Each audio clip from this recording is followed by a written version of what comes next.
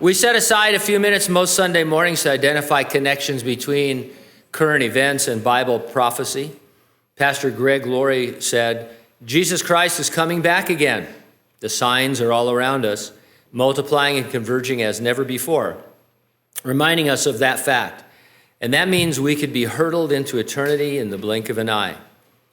Some folks think we ought not to look for signs, but it was Jesus who encouraged it. He said to the religious leaders, you have a saying that goes, red sky at night, sailors delight. Red sky at morning, sailors take warning. You find it easy enough to forecast the weather. Why can't you read the signs of the times? And then he told them that they would get the sign of Jonah. Jesus compares his future death, burial, and resurrection to the experience of Jonah in the Old Testament. As you recall, Jonah spent 3 days and 3 nights in the belly of a great fish. And similarly, Jesus would be in the tomb for 3 days and 3 nights before rising again. How many of you saw the video this week of the kayaker being swallowed by the whale? Viral video. It's pretty cool. Charisma News reported on it. Well, you never know if anything's real anymore, right? So are there that many penguins in the world?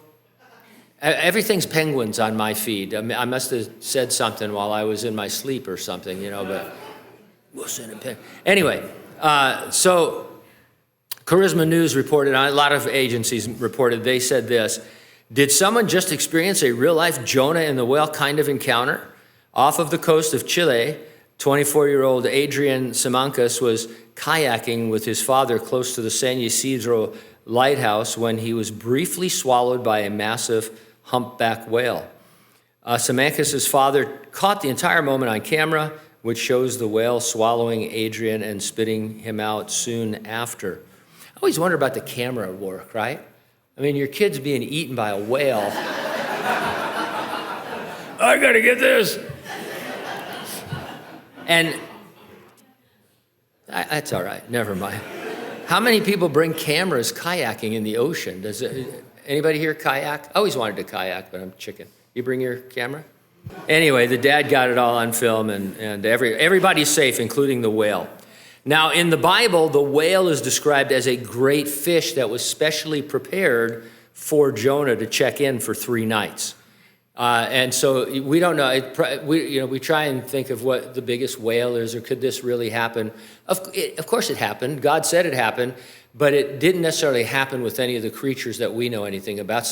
One of those weird creatures from the abyss probably came out. Every month or so they're showing, well, this came out of the abyss, and it's some kind of like transparent monster, and stuff. So we don't know, but he was swallowed. Now, this Jonah incident, not a major sign of the end times, might not even be a sign at all. But I think the Lord has a flair for the dramatic and a sense of humor. And so a news story like this reminds people that Jesus rose from the dead and that he is alive. And for sure, all the newscasts that I watched, either at the beginning or at the end, they talked about Jonah and the fish, kind of tongue-in-cheek, but you could tell it's like, hey, I wonder if that's a true story.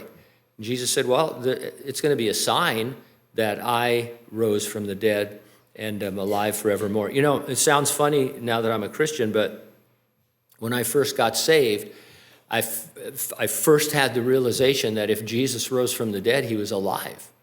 And that we were thinking, I don't know what I thought about God before that, but all of a sudden I had to deal with the fact that Jesus Christ was alive and coming back, and that seemed meaningful. Now, the Lord promised to resurrect and rapture the church prior to his second coming. He'll do it before the great tribulation that's coming upon the whole earth. We're not going to see the revealing of the Antichrist and the events afterward, not from an earthly standpoint anyway. The resurrection and the rapture of the church is presented as an imminent event. They call it the doctrine of imminence. It could happen at any moment. So are you ready for it? If not, get ready, stay ready, keep looking up, because ready or not, Jesus is coming.